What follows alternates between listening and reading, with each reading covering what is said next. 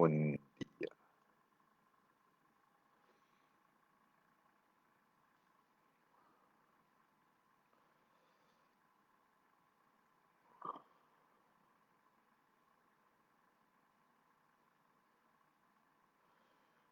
buen día, buen día, buen día, buen día. Vamos a dar unos minutos para que se acerquen.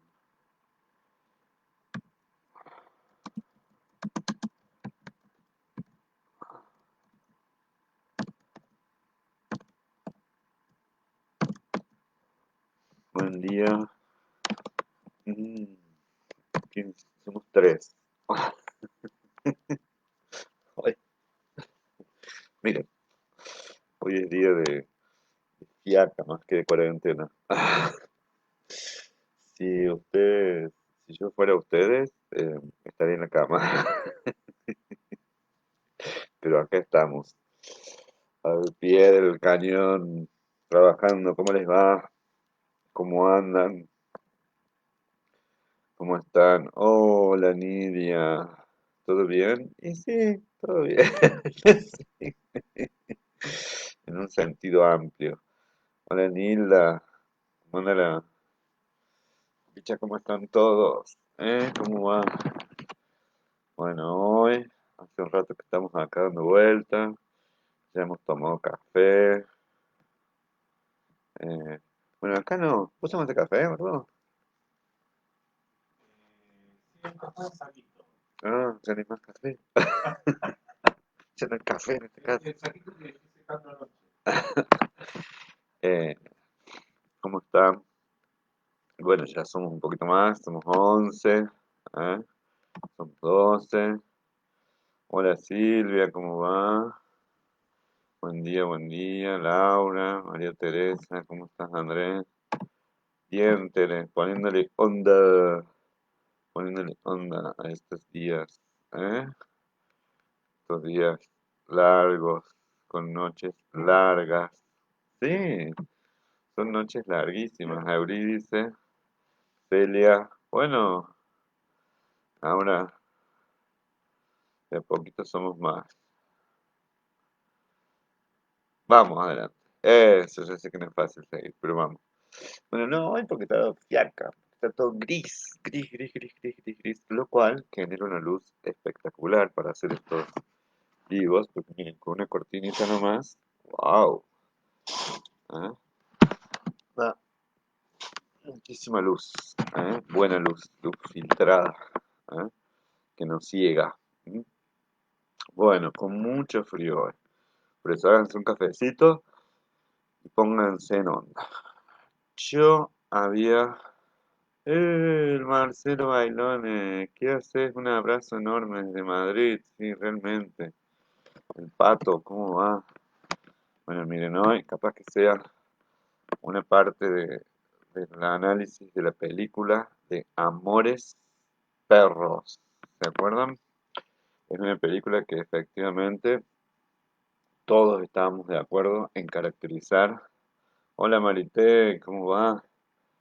En que era difícil, dura, ¿eh? Eh, ¿Cómo va? Bueno, miren, hay gente de Perú, de todos lados. Hola Irene. ¿eh? ¿Cómo? ¿Y hay alguien de Chile? Bueno, bueno, eso está sumamente internacional. El sol siempre está, decía Silvito, un optimista prueba de bala. Muy bien, efectivamente. ¿eh? Les decía que nosotros habíamos tomado una decisión, porque era muy compleja, y me parece que está bien esto que hacemos. Hola, Anabel, ¿cómo estás? De una película que es muy compleja y que es muy dura, pero a mí me parece que es de una de las cuales más podemos analizar. Yo les había enviado, y si quieren se los vuelvo a enviar ahora, unos artículos sobre la película de Alejandro González y Iñárritu. A ver, por fin me salió bien. que me parecía que son artículos que les van a servir, se los vuelvo a pegar. Quienes ya lo copiaron no hace falta, ¿eh? Uno es sobre cine, ¿eh? Otro es sobre semiótica y lo de psicología se los voy a ir cubriendo de a poquito yo. ¿Eh?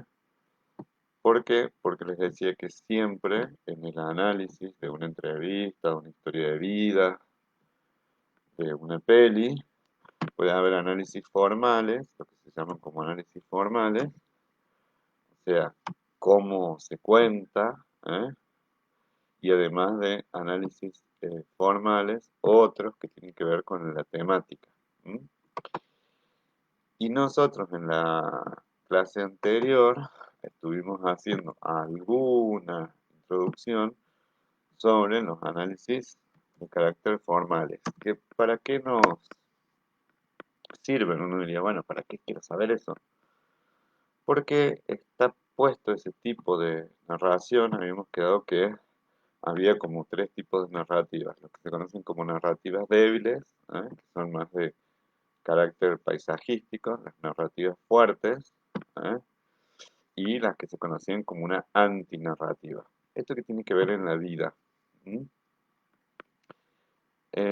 Cuando nosotros hemos vivido un periodo de tiempo estable, sin que haya muchos cambios, o que más bien son lo que les decía como transiciones, que son lentas, que pueden implicar cambios de estado, obedecen o nosotros lo contamos de una forma, de una narrativa ligera, débil. ¿Qué quiere decir?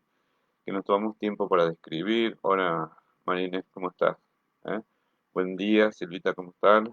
Nos tomamos tiempo para describir, nos tomamos tiempo para mostrar el paisaje, somos en algún sentido hasta naturalistas, porque nos tomamos el tiempo de describir ¿eh? Inclusive describir los estados de ánimo. ¿M? Cuando una narrativa es fuerte, ¿eh? Eh, cuando una narrativa es fuerte, lo que tiende a ver es que de ese estado canónico, de esa especie de tranquilidad, lo centramos sobre un acontecimiento que rompe, ¿eh? Que sería, por ejemplo, lo que se decía lo de la pandemia. ¿Eh? Pero también hay antinarrativas. ¿Por qué se les llama antinarrativas? Porque principalmente quiebra la secuencia que tiene una narrativa, que es la secuencia temporal. ¿Mm? En ese sentido, lo que les parece, y González Iñárritu es un especialista en esto, ¿eh? Tiene una composición antinarrativa. ¿Qué tiene que ver con, les decía, con la realidad? Cuando nosotros estamos en una crisis, metidos en una crisis, nos cuesta narrar, nos cuesta darle sentido lógico a las cosas y nos cuesta darle significado, que es otra cuestión. Entonces se nos rompe la secuencia del tiempo, ¿no? Se parece también en un punto a las formas en que se presentan los sueños, ¿no? Que muchas veces los sueños, en el proceso secundario, que es cuando nosotros lo contamos, no cuando lo soñamos, que es el proceso primario, le damos una secuencia porque solo al narrar ya ponemos una cosa antes que otra, pero por ahí decimos, bueno, y soñé que estábamos en esta casa, entonces organizaba una fiesta, y entonces después de pronto se iban todos a mi casa y estaban ahí, entonces yo los echaba, les decía, volvamos a la fiesta, pero llovía. Entonces tiene un principio de aparente desorganización, pero ese principio sería un componente antinarrativo. Alejandro Cárdenas Zúñiga, ¿cómo le va? Porque dice que había alguien de Chile, sí, él. Eh, eh, ese componente antinarrativo se describe como la interrupción de la temporalidad, en el sentido que decimos, bueno, mira, antes a tal hora temprano, me lavé los dientes, tomo un café con leche, con mi criollo, ¿eh? Después estoy acá en el living, hice fiaca, tomé un jugo. Bueno, ese es un componente narrativo habitual. ¿M? Cuando los contenidos amenazan mucho la integridad psíquica, cuando digo amenazan mucho es cuando creemos que no vamos a poder salir adelante, ¿eh? Cuando nos parece que es una catástrofe o cuando estamos adentro de una pesadilla, el psiquismo desordena y a su vez acepta la ruptura de la temporalidad. ¿M? Yo les había dicho que en Amores Perro tenía el formato, un día, de una pirámide. ¿Cuál es el formato de esa pirámide? ¿Eh? Si yo tomara e hiciera un dibujito, ¿eh? Tiene este sentido. ¿Eh? Vamos a ver si se puede ver. ¿Eh? No sé si lo pescan. ¿Eh? Ese sentido es como si yo... ¿Me pasa una hojita en blanco, Nicky? ¿Eh? Como si yo tomara una pirámide en tres, ¿no? Este sería el dibujo, ¿no? Es decir, esta pirámide en tres tiene un eje, ¿eh? Y ese eje, ustedes lo ven así, es decir, son tres lados, ¿no? Es decir, este sería uno, ¿eh? Y es todo un plano, este es el otro, este es el otro, y uno que no veo es el que está detrás. Pero hay un cuarto plano que sería la base, ¿de acuerdo? Yo les decía que en esos planos, González Iñárritu, ¿cómo andan? Desde las sierras cordobesas. Uy, el frío que debe hacer en la sierra. Desde ese punto de vista, ¿eh? Esa perspectiva, estaban los dos hermanos con Susana, que es la cuñada que está embarazada. Por otro lado, los dos hermanos que uno manda a matar al otro y este asesino sueldo, que es el vagabundo, y donde no hay fraternidad, sino que hay otro triángulo entre el esposo, la modelo y su esposa, ¿de acuerdo? Y entonces esos tres planos se unen por debajo bajo una temática, ¿no? Es decir, aparece lo que a nosotros nos cuesta entender cuando nos metemos en una especie de circularidad antinarrativa. ¿Y por qué digo una circularidad antinarrativa? Porque, porque todo vuelve sobre el acontecimiento. Yo les había dicho, y es lo que vamos a terminar de ver esta tarde, que había una teoría que nos servía mucho para entender esto, ¿no? Que tenía tres T. ¿eh? Eran las trayectorias de vida, ¿se acuerdan? Las transiciones, o sea, los cambios de estados más lentos, y los turning points, o los cambios o los puntos de giro, ¿de acuerdo? Bien, en esa dirección, esta película, digamos, hacia arriba, en el vértice, no sé si se ve, la cámara me toma, ahí, todo giraría, todo se une a través de esa encrucijada, que es una esquina donde se produce el choque, ¿de acuerdo?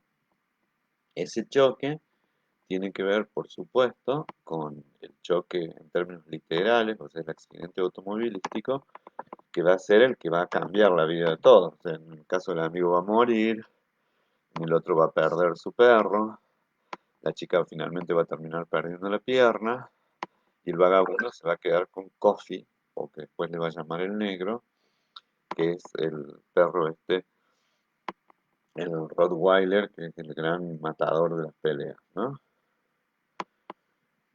Si uno se remite a la literatura psicológica, o uno se remite también a la literatura no psicológica, sino, ay, qué lindo, soñaste que te ibas de viaje, Silvia, qué lindo. Yo soñé que estaba en una fiesta, pero también que se me rompió el celular, ¿eh? si uno se remite a la forma narrativa, es una forma que seguramente quienes han leído algo de Julio Cortázar, ¿m? Inclusive algo de Truman Capote, o de Rodolfo Walsh, está centrado en un acontecimiento, ¿eh? En el cual todo se articula, todo va y viene, pero todo va a tener sentido, eh, todo va a tener sentido cuando gire alrededor de ese acontecimiento. ¿M? Sí, efectivamente, les puse ahí que fue filmado con 9 cámaras, ¿no? Entonces, hola María Rosa, ¿cómo está? Entonces les decía que eso que tiene, además de los 3 lados, ¿no? Las 9 cámaras, tiene en la base un tema que es el que ata a todos y que podríamos llamarle que es la crueldad, ¿sí?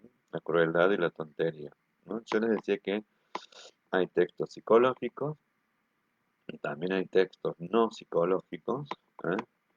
En los cuales uno podría acercarse, ¿eh? ¿A qué?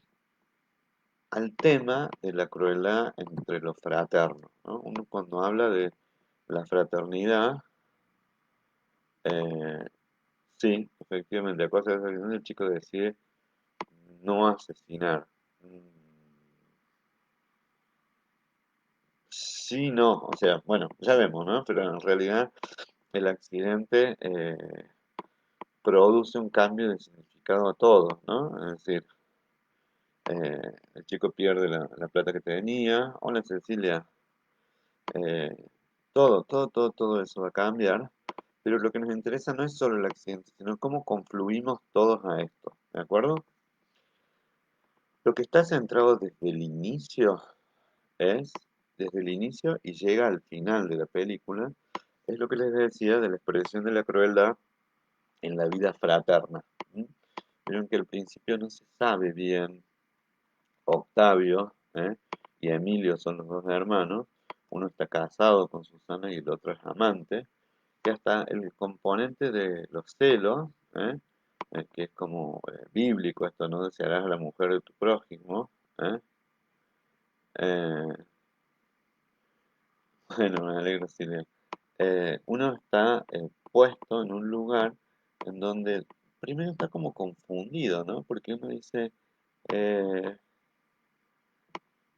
¿qué son? Viven en la misma casa, eh, son de alguna forma parientes, son rivales, no se entiende muy bien al inicio, porque está centrado más que todo en este mandamiento que es no desearás la mujer de tu prójimo, ¿sí? Pero no solo que no desearás la mujer de tu prójimo, sino que la proximidad, ¿m? Lo acerca a una rivalidad fraterna, ¿no? Les decía, tanto en la literatura psicológica como no psicológica, las fuerzas, que acercan y que separan a los hermanos, ¿eh?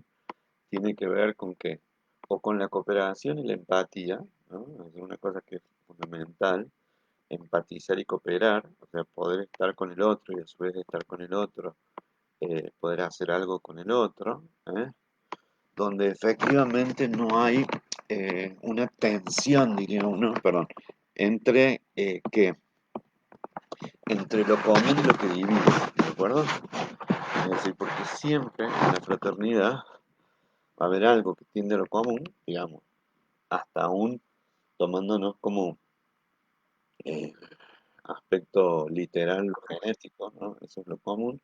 Y por otro lado, las diferencias que tienden a lo que es necesario, que es una separación, ¿sí? Una separación entre los hermanos, es decir, un grado de diferenciación. Eso todos lo hemos vivido en el lugar de los celos, la competencia, en el lugar de la rivalidad. Hola Mercedes, ¿cómo andas? En el lugar de la, decía eh, que el segundo pecado bíblico tal cual, es la diferencia entre los hermanos, al punto que les decía que esta rivalidad se va extremando, donde en realidad está puesto todo el tiempo la crueldad y el sufrimiento en la pelea de los perros, ¿no? Eh, el que se escapa es el perro al inicio, entonces el que le tira la bronca es Emilio, entonces uno no sabe si el perro es de uno o del otro. Después se amenazan, ¿no? Y dice que tienen que compartir las ganancias, y el otro dice que no le va a dar un peso, ¿eh? Entonces el perro era mío. Entonces aparece siempre ahí una cuestión que la envidia entre los hermanos es lo que va a regir, ¿eh? Entre otras cosas, el robo final, ¿no? Porque él ahorra para que después el hermano se vaya con la esposa y se lleven el dinero, pero a su vez él le está quitando la hermana, ¿no? Y ahí es algo, la está quitando, perdón, mira que la, la esposa, ¿no? Donde en ese juego hay un juego horrible, horrible, hay un juego bastante difícil de tolerar, donde inclusive el componente erótico está todo, ¿eh? Está todo puesto bajo el punto de casi les diría que eh, de la codicia, ¿no? Entonces, ni siquiera las escenas en que aparece algo que pudiera ser erótico, parece algo erótico, sino más bien que hay algo como de posesión o hay algo como de apropiación de lo que no es legítimo, ¿de acuerdo? En ese sentido, todo el tiempo, aparece la figura de Caín y Abel, ¿no? A la que se refería Nidia, eh, donde parece que, y me parece que es así, no puede sobrevivir un hermano al otro, ¿no? Esto en términos psicoanalíticos hay competencias edípicas, se le llama, ¿no? O sea, competir por el amor de la madre o competir por el amor del padre. ¿Sí? Pero también, y eso hay que decirlo, es que las rivalidades entre los hermanos no solamente es competir por un afecto, por un amor. ¿Sí? Las rivalidades entre los hermanos implica puntualmente la competencia por ese afecto y por ese amor, pero por otro lado implica también el sometimiento y la... Hola Inés, ¿cómo andas? El sometimiento y la sujeción. Es decir, esto de ponerle la pata encima, ¿no? Y que de algún modo es marcar el principio de autoridad. Esto de quién es el mayor, ¿sí? Quién es el menor. Y muchas veces estas rivalidades vienen por ausencia o por delegación paterna, ¿no? En algún sentido se produce como una especie de gran laissez-faire, donde la batalla, como los perros, ¿no? Lo va a ganar el perro más bravo, o el hermano más agresivo, o el que tenga la capacidad de desarrollar mayor grado de sadismo, ¿eh? Mayor grado de apriete, por decirlo de alguna forma. Hay una metáfora que no es casual. ¿Eh? Sí, es una lucha de poderes, pero también es una permanente demostración de fuerza, ¿sí? Y de ordenamiento de la manada. Eso es lo que les decía, cuando el perro se recupera, el Rottweiler se recupera de la herida, de bala, en el momento en que se retira el jefe de la manada, que es este vagabundo, el chivo, vuelve y encuentra que ha matado a todos los perros de la manada. Por eso les digo que es una película de una crueldad absoluta, porque lo que plantea es la sobrevivencia de uno solo, la supervivencia de uno solo. De hecho, entre Emilio y Octavio, el único que sobrevive es Octavio, porque Emilio va a un robo de banco y ¡pah! Se pegan unos balazos y cae muerto, ¿no? Lo cual, fíjense, qué tan triangular sería la historia que despejado, por decirlo de alguna forma, la barrera que supondría el hermano, ¿m? Directamente Susana rechaza a Octavio y dice, ¿cómo se te ocurre acercarte a mí que ahora soy la viuda de tu hermano, ¿no? Entonces, donde si no existe la rivalidad, si no existe el trío o la competencia eh, o la codicia por lo que tiene el otro, desaparece el deseo, ¿no? Desaparece, o sea, no está, porque efectivamente no nos pone, y eso es lo loco, en el término relacional, ¿no? Es decir, no nos relaciona, o sea, el objeto no nos relaciona. ¿Por qué? Porque ya no está ese trío. Esto pasa en muchísimas relaciones fraternas, ¿no? No estoy diciendo que no haya relaciones fraternas hermosas, cálidas, cooperativas, solidarias, empáticas. Simplemente estamos tomando la perspectiva de la lucha fraterna que pone Alejandro González Iñárritu en esta película, ¿no?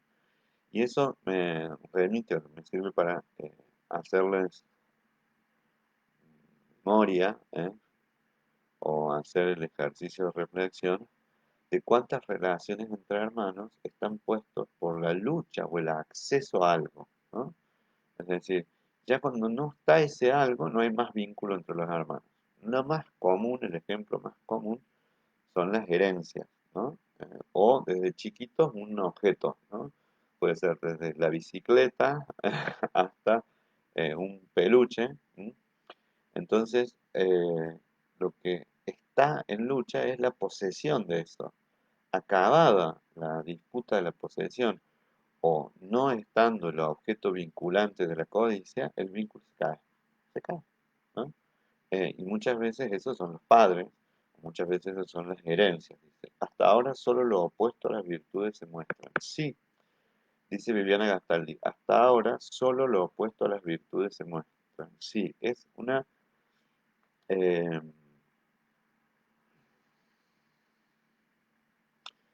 película donde se esboza una redención. ¿Eh? Se esboza una redención. ¿En quién? En el personaje más viejo de todos, que eso vamos a trabajar a la tarde, ¿no? Yo creo que ahí hay una especie de redención cuando él puede matar a uno de los hermanos, cuando cobra todo el dinero, pero el dinero lo deja para la hija y a su vez toma la distancia de la hija, le deja un mensaje, que es un mensaje muy fuerte, ¿no? Donde le explica por qué se borró. Y en ese sentido, cuando aparece la renuncia de él a su condición de asesino a sueldo, ¿no? Ese sería un ejemplo de redención, el único. Ya que bueno, lo que dice Liliana Gastaldi. Muerto el perro, se acabó la rabia. Sí, en algún punto, eh, efectivamente la rabia no va a ceder. Y acá es más que rabia, la crueldad no va a ceder, sino hasta la muerte de uno de ellos. Yo me acuerdo con lo que dice Viviana, y me pareció re bueno el dicho, no se me había ocurrido, nunca lo vi tan pertinente como en este momento, pero sí me parece que además de que muerto el perro se acabó la rabia, es que el sentido de ser perro está puesto en la rabia. ¿Qué quiere decir? Es como, no sé, salvando las distancias, como si ustedes pusieran a Tom y Jerry, ¿no? Es decir, ¿qué sentido tiene que Tom y Jerry dejaran de pelear, ¿no? Eh, ninguno, porque eh, de ser, dejarían de tener argumentos ellos, ¿eh? No tendrían en ningún caso un vínculo, ¿eh? Que los relacionaría, porque el vínculo está puesto en la persecución. O sea, si hay algo que está puesto fuertemente ahí, es en la rabia, ¿no? En la crueldad, en la codicia, y que efectivamente, ¿eh? Efectivamente se comienza a vislumbrar o se empieza a mostrar ¿eh? Desde que somos muy chicos, desde que somos muy chicos. Y cuando digo desde que somos muy chicos, es que hay veces que los padres o las madres no podemos ayudar o colaborar a que a la posibilidad de que esos celos remitan, sino que muchas veces puede que los alimentemos. Paradójicamente, y eso es lo que les decía, que paradójicamente se hace y se muestra muchas veces haciendo de referee, de árbitro, ¿no? Es decir, en esa dirección, lo que decía Billy, que me parece brillante, esto de que muerto el perro, muerta la rabia, es porque lo que muchas veces une a los hermanos, la mayoría de las veces es el amor, ¿m? Y no hay forma que la muerte se lleve ese amor. ¿Por qué? Porque efectivamente ese sentimiento trasciende, es como el tercero, como decía, como la base de la pirámide, ¿no?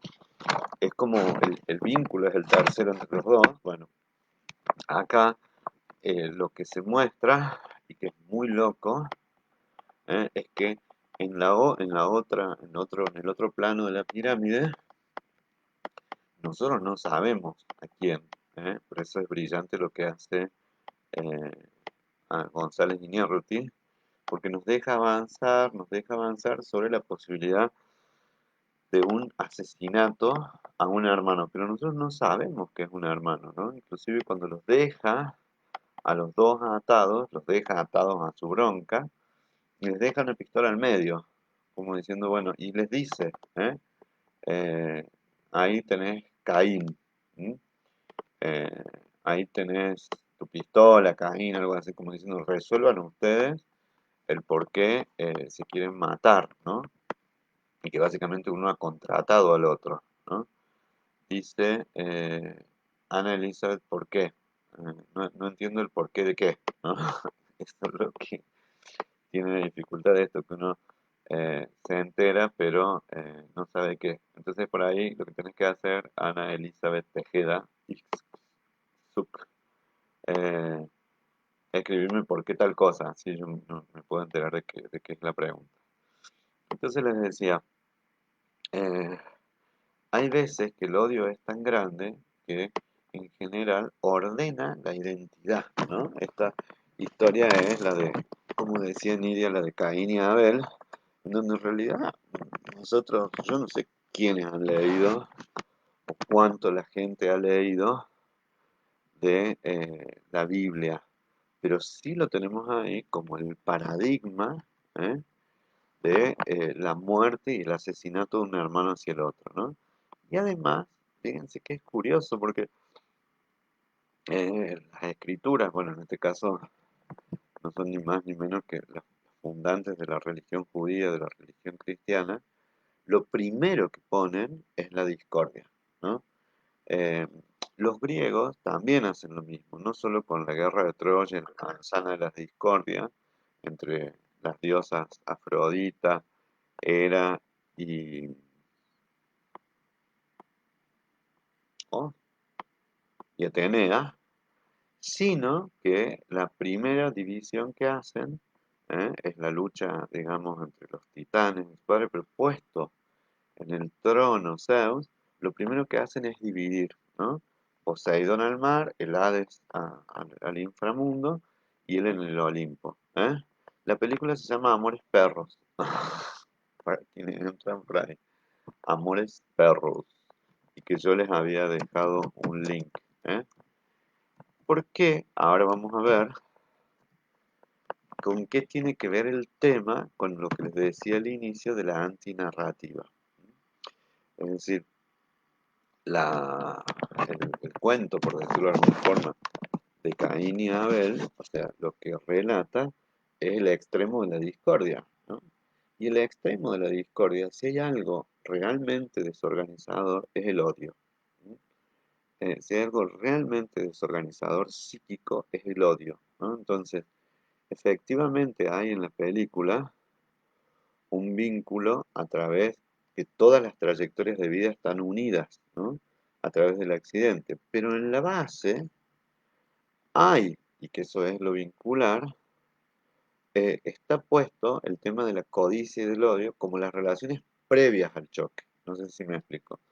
Como que finalmente lo único que aparece como un gesto amoroso, lo único que aparece como un gesto amoroso no es entre los humanos, sino es entre el amor de un vagabundo y su perro, ¿eh? Porque convengamos que para Octavio el perro no es una fuente de amor, es una fuente de ingresos, ¿no? Lo hace pelear. Entonces, Sí, entre los dos más crueles, porque podemos decir que los dos más crueles es el Coffin y el vagabundo, el que está dispuesto a matar, lo único eh, que aparece como efectivamente como algo más o menos compasivo es que él recoge a un perro moribundo y entonces lo sana y lo cura, ¿de acuerdo? Pero el resto dice quizás sugiere amores por humanidad y perros por irracional o instintivo. ¡Ah, la merda, Irene! Qué buena sugerencia la que haces, porque efectivamente, ¿m? Es decir, uno no sabe si entre los perros hay amor, lo que sabe es que hay un ordenamiento de la manada, y ese ordenamiento de la manada es por el más fuerte, ¿no? Entonces sugiere que hay algo de humanidad, dice Irene, que sugiere que hay amores por humanidad y perros por lo irracional o por lo instintivo. Sí, porque además son perros de pelea. Y en esto no es la naturaleza del perro. La naturaleza del perro es ordenar la manada, pero sí el alimentar la lucha, ¿no? En la película suena el tema musical Lucha de Gigantes. Ay, están como locos, sí. Y lo que les iba a poner, ¿eh? Que justamente era algo que siempre está en un subtexto, ¿eh? Toda la música eh, está puesta ¿en qué sentido? Toda la banda sonora está puesto en que la lucha tiene que estar o tiene que haber sido descomunal, ¿no? Eh, en algún sentido, esa lucha de gigantes descomunal no admite la supervivencia del otro. ¿Eh? Eh, ¿Qué quiere decir esto? Que no hay posibilidad de que alguien salga vivo, ¿no? Entonces, eh, esto que les decía, bueno, lo que pasa es que si les pongo el tema eh, se va a cortar la transmisión, entonces no vamos a hacer eso, ¿no? Eh, pero hay todo, es muy linda, hay una eh, gran composición de Gustavo Santaolalla, ¿no? Que es, bueno, una, eh, compositor argentino, ¿no? Que vive en Los Ángeles, eh, que sí me parece que es muy bonito, ¿eh? Que está puesto ¿en qué dirección? En dirección que el destino final, ¿eh? En este sentido, el destino final, que está puesto en el sentido de pop. Le voy a dejar el link, ¿eh?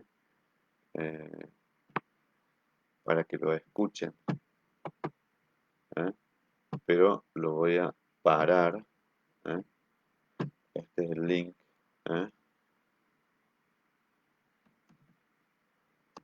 Eh, porque les decía que en realidad eh, lo que emerge con mucha fuerza, con muchísima fuerza, ¿eh? Bueno, ahí puede que escuchen un poquito, ¿eh? Es, eh, es muy, muy buena la música, es porque la lucha de los gigantes siempre es por el, el reino, el reino del Olimpo o recuperar el poder perdido, ¿no? ¿Qué tiene que ver esto? Fíjense, eh, hay una cosa que es muy interesante, ¿no? Que es que en realidad nosotros no sabemos ni siquiera por qué, eh, no sabemos ni siquiera por qué un hermano quiere matar al otro. ¿Eh? Y nosotros entramos,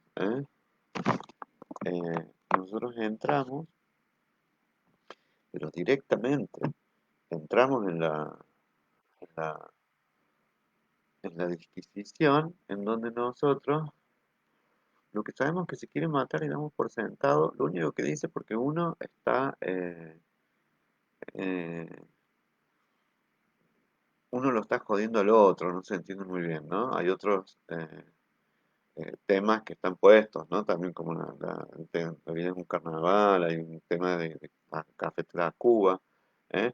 Pero mire, dice, vaya pesadilla corriendo con una bestia detrás, dime que es mentira todo, un sueño tonto y no más, me da miedo la enormidad donde nadie oye mi voz. Esto me parece que es el tema del tema, ¿no? Me da miedo la enormidad donde nadie oye mi voz, ¿no? No sé quién lo decía. eh, ahí retomamos, ¿eh? Ahí lo vamos a retomar, porque bueno, esto está divino porque ya son como clases, ¿eh? Porque ustedes preguntan y anímense a todo. No entendí lo que decís de la función del odio en la estructuración de la relación de Caín y Abel. Ahí voy. No entendí, eso es lo que preguntaba, ¿eh? Eh,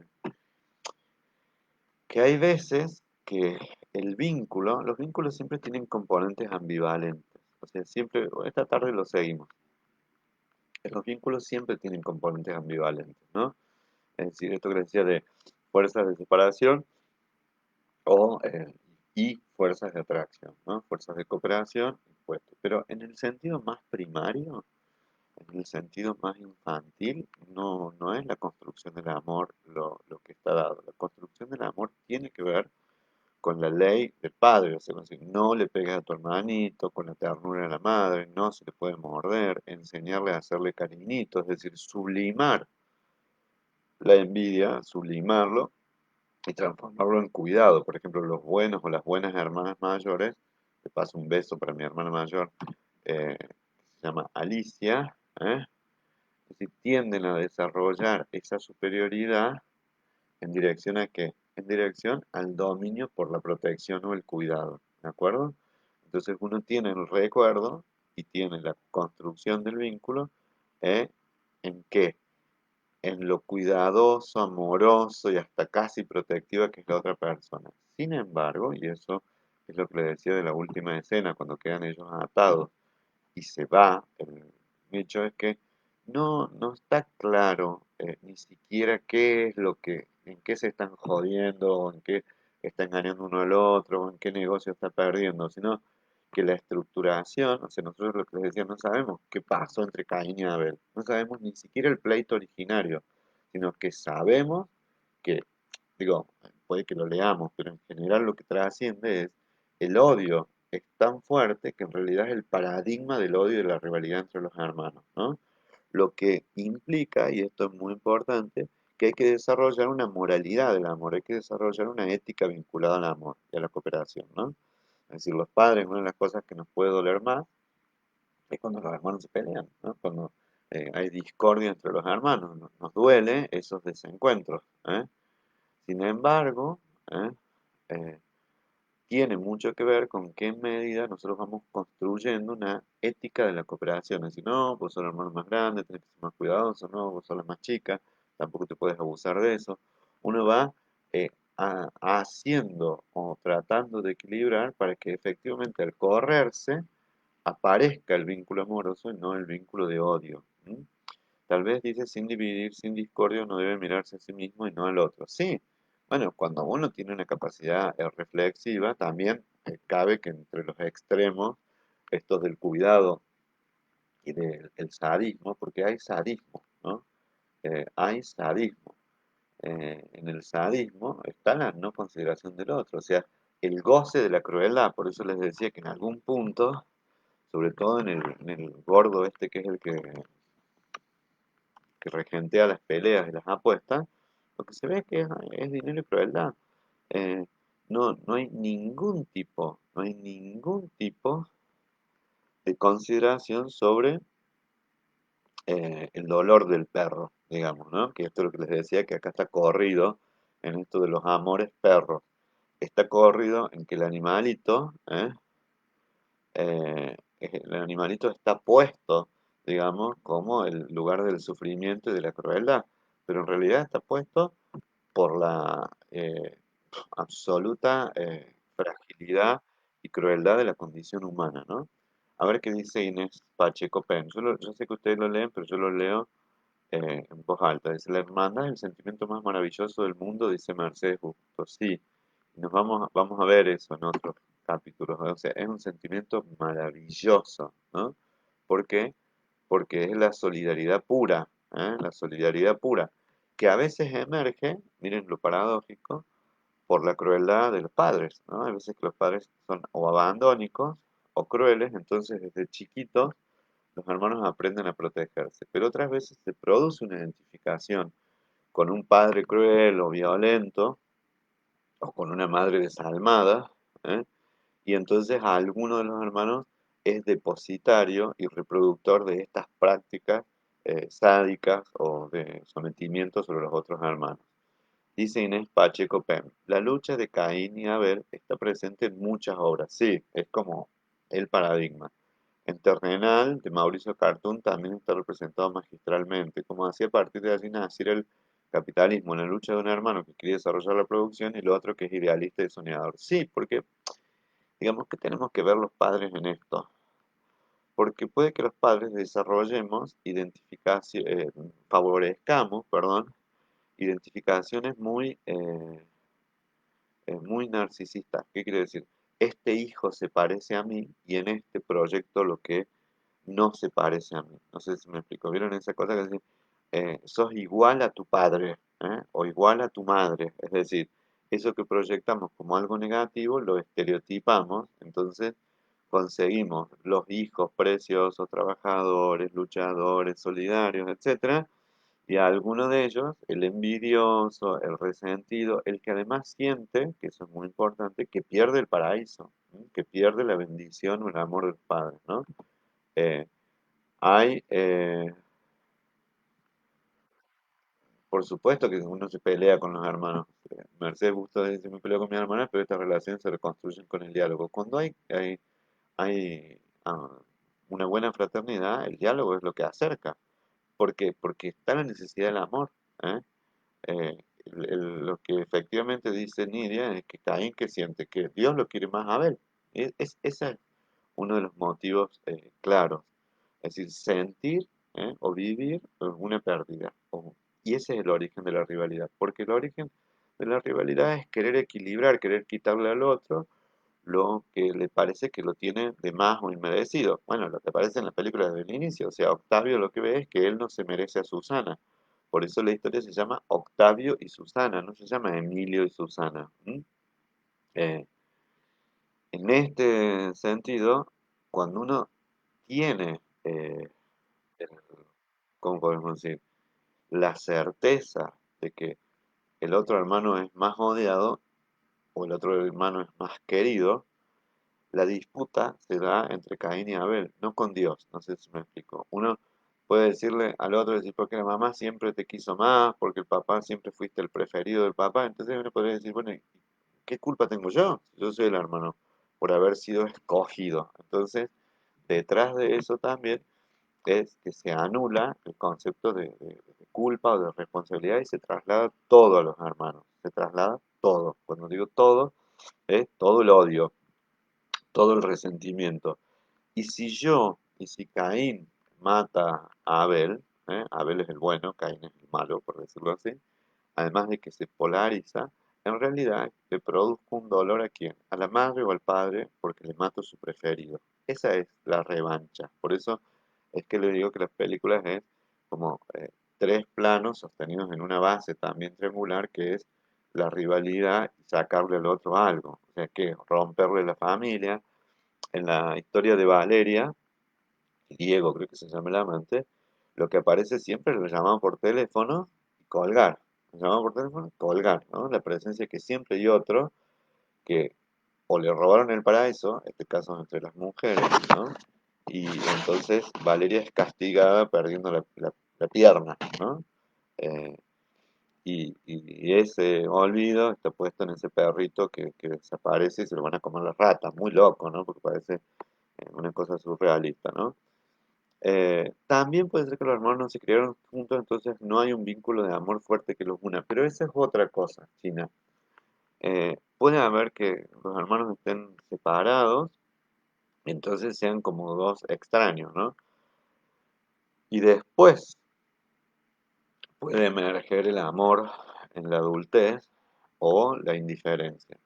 Pero la indiferencia no implica el odio, no implica ¿eh? La necesidad de destruir al otro. En Amores Perros lo que se ve es que hay una necesidad de destruir al otro. ¿Qué quiere decir esa necesidad? Es decir, que hay una pulsión de muerte, que hay un odio, una cosa que siempre lo va a estar horadando, ¿no? Que siempre va a estar marcando esa relación y que la base está en los celos, ¿no? Dice, a veces los hijos piensan que uno prefiere más a uno que a otro, pero no es así. Cada uno es una persona diferente, pero el amor de madre es igual. Bueno, Mercedes, esto eh, es así como principio ético. Es así como principio ético. Pero cuando decimos que los hijos son como los dedos de la mano, entonces es decir, admitimos que tienen diferencias, pero todos tienen alguna funcionalidad. ¿Cuándo se profundiza esto? Cuando efectivamente, porque eso lo hacen las madres también y los padres también, escogen o prefieren uno, porque nosotros lo estamos planteando en un plano ético y de psicología lo más positiva posible. Es decir, pero hay muchas familias donde directamente se toma un elegido, a un preferido. Entonces ese preferido va a ser el jefe de la empresa, ese preferido va a ser el dueño del clan, se le delega y dice, hace lo que dice tu hermano. Entonces, obviamente, el, el- obviamente el resentimiento se genera porque ha habido una delegación del poder. Y lo otro no es solo la delegación del poder, sino la autorización del sadismo, de la crueldad. No sé si me explico acá. En Amores Perros lo que se ve es que el sadismo, la crueldad es así. Dice, no siempre es así. Por supuesto que no siempre es así. Yo empecé aclarando que con esta película íbamos a tomar la perspectiva de Amores Perros, ¿no? Hay veces que la gente dice se llevan como perros, o como perros y gatos. O sea, que aparece que solo la definición de ser perro o ser gato produce la enemistad, ¿no? Eh, Hay veces que los perros y los gatos se llevan bien, pero esta cuestión de tolerancia entre uno y otro es porque hay eh, un ordenamiento moral, ¿no? Eh, Dice, las familias con preferido o las preferencias van saltando según las circunstancias. Cuando son preferencias no depende de las circunstancias, ¿no? No sé si me explico, porque a mí o me gusta el helado de chocolate o me gusta el de frutilla, ¿eh? Pero no es que depende de la situación. Sí se configura algo que es mucho más eh, jodido, por no hay otra palabra, algo que es mucho más terrible, que al contrario, que la preferencia lo que produce es una permanente justificación del otro, ¿no? Entonces, bueno, si lo hizo Juan porque es el preferido, bueno, él tiene sus razones. Y el otro puede hacer muchísimos méritos que queda como el desheredado, ¿no? O queda como la desheredada. Eh, entonces yo decía, bueno, no hay nada que pueda hacer para conquistar el amor del otro. Entonces, ¿qué hago? Castigo. Eh, Castigo como con pelea, castigo rivalizando, rompiéndole al otro, lo que ama. ¿Eh? Y entonces, ¿qué es lo que ama? Eh, el amor hacia el padre, hacia la madre. Entonces, cuando yo tengo presente ¿m? Que eso que está puesto en juego es la rivalidad misma, entonces ya ni siquiera la rivalidad puede parar. ¿Por qué? Porque la rivalidad muchas veces se detiene o se para solamente con la muerte del otro, ¿no? Esto no quiere decir que todas las relaciones sean así. Está clarísimo que es así, que no todas las relaciones entre hermanos tienen que terminar de esa manera. Pero muchas relaciones entre hermanos son y son las que toma la literatura, son las que toma el teatro, son las que toma, entre otras cosas, el cine. ¿Para qué? Para mostrar, que realmente lo que está puesto ahí es la incapacidad de poder reconocer de alguna forma las bendiciones que tiene el otro, ¿no? Eh, la madre de Octavio, bueno, ahí va, eso es lo que quería decirle, o sea, la madre de Octavio lo ve todo, pero nunca interviene. Es terrible lo de la madre de Octavio. La madre de Octavio le dice a Susana que críe a su hijo con la madre, que ella ya crió a los suyos. La madre de Octavio lo prefiere totalmente a Ramiro o le teme. Y Octavio siempre es eh, el hijo del defecto, podríamos decir así, el hijo de la, ¡ay! De la, ¡epa! Se me cayó el máquina. El hijo de la vergüenza, de la desidia, en algún sentido. No sé si es lo que dice Clara como el más frágil, pero sí el, el, el menos querido, el menos, por lo cual va a ser efectivamente el portador de la desgracia. ¿Por qué? Porque cuando es tan rígido, ¿no? Se sostiene con el cumplimiento de esa profecía por más negativo que sea. ¿Eh? Miren, les decía lo que decía Silvia hace un ratito, si uno toma algunos eh, partecitas del texto de las canciones, ¿eh? Dice, deja de engañar, no quieras ocultar que has pasado sin tropezar. Monstruo de papel, no sé contra quién voy. ¿Pues acaso, o es que acaso hay alguien más aquí? ¿No? Esa es la otra de Amores Perros, ¿no? Es decir, siempre un permanente ocultamiento, ¿no? Deja de engañar, no quieras ocultar que has pasado sin tropezar. Lo que les decía, dice, creo en los fantasmas terribles de algún extraño lugar. En un modo descomunal, siento tu fragilidad. ¿Eh? Esto es muy importante. Son seres humanos frágiles, muy frágiles, pero además de ser frágiles, son seres humanos, no, la negrita no volvió. Eh, Son seres humanos que en esa fragilidad también ponen como forma de intercambio eh, la crueldad, ¿no? La destrucción.